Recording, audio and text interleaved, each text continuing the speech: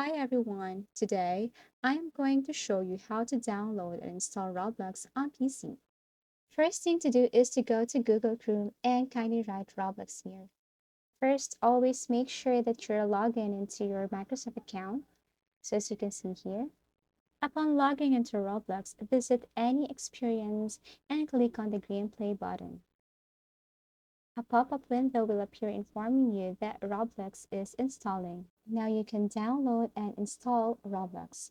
Follow the steps, and then after that, you can start download now. Locate program and look for Roblox. Kindly right-click and run as administrator. Now wait as your Roblox is installing. Now Roblox is installed.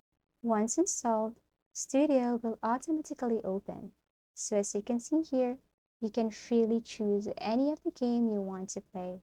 If you find this video helpful and informative, make sure to subscribe for more. See you in the next video.